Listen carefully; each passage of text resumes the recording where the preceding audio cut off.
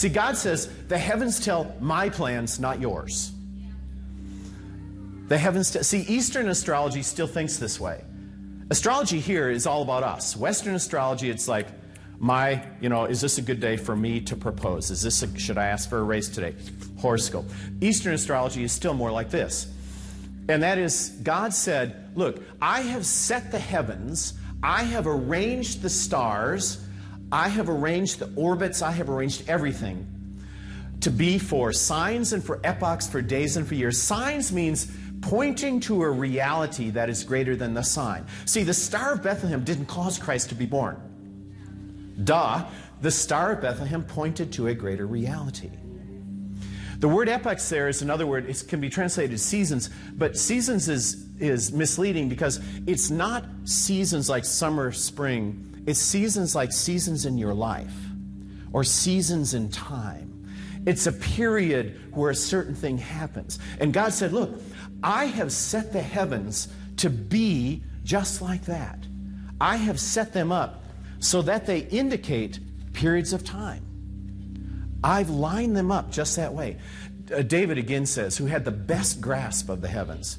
He says, the heavens are telling the glory of God. Their expanse is declaring the work of his hands.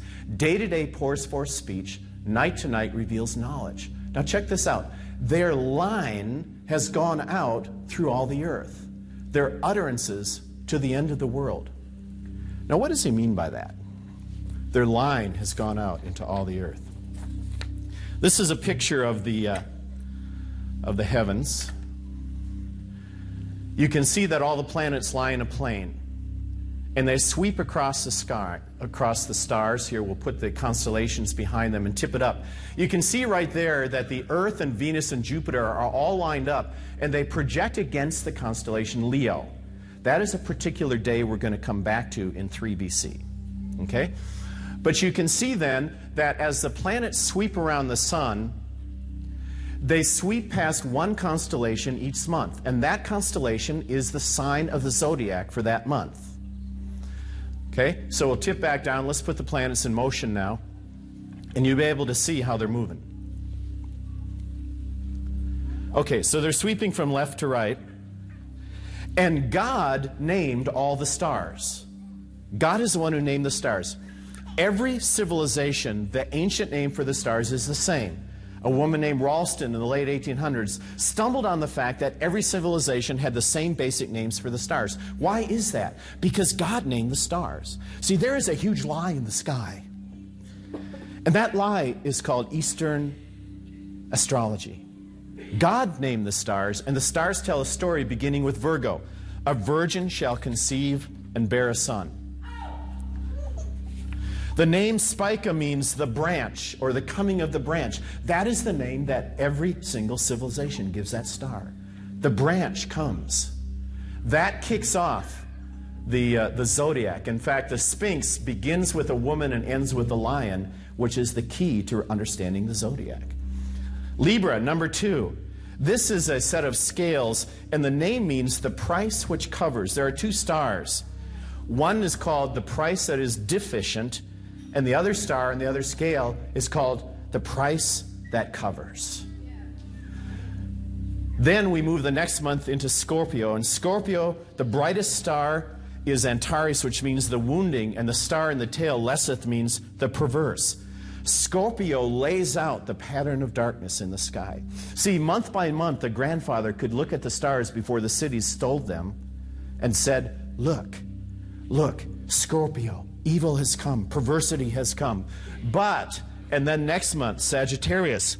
Sagittarius has 2 natures. Every single constellation in the zodiac describes Jesus and what he's done, and then gives another little piece of it. 2 natures. The tip of his dart is called the dart, and another star means the going forth or the sending forth of the dart. We turn the corner with Aquarius. Or I'm sorry, with Capricorn, we go into the next 4. The first 4 lay out the problem. The second 4 lay out the solution. They begin with a sacrifice goat. The names of the stars mean the record of the cutting off. Then we go to Aquarius, and Aquarius means the blessing that is gushing forth. Saed el-Melek means the record of the pouring forth of the blessing. Another star named Shetet means the one who goes and then returns. Then within that blessing there are Pisces, the fishes, and they mean the blessing that is bound up with promise. Two fishes, one pointing straight north, one pointing along the ecliptic. The name of the stars mean him who comes. Then we go to the lamb. Capricorn was the lamb that was slain. This is the lamb that's victorious. Okay? The actual name of Aries means the blessings consummated and enjoyed. There are two stars. One is the wounded and slain, and one is the one who rises. Then we go to Taurus, the bull. We're now turning to the second coming, and Aldebaran means the leader or the governor. Taurus talks about the ruling of the Messiah, the one who comes to judge. The Pleiades are in Taurus, and the Pleiades, the actual name for them is Succoth, which you might recognize from Hebrew and from the Jews. Taurus then begins the story of the next coming of Christ, the one that we can look forward to. And again, it's got Taurus at the beginning and Leo at the end, and then the two in the middle describe what will happen. So Gemini is the twofold nature of the king, and there are two stars there. One means the ruler or judge, that's one twin, and the other one is called the one who comes to labor and to suffer. And so again, you see the story in the stars. Can you imagine through generation after generation being told the same story again and again and again? You would be ready for a Savior. Cancer is the possession that is held fast. The possession that's held fast. There's one star that means the sheltering or hiding place. And finally, Leo. And Leo is the one who is aroused and has come to triumph. The greatest star in Leo is called Regulus.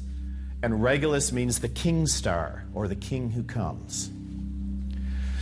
So you can see then that the Zodiac tells this amazing story about God who comes, about being a ruler.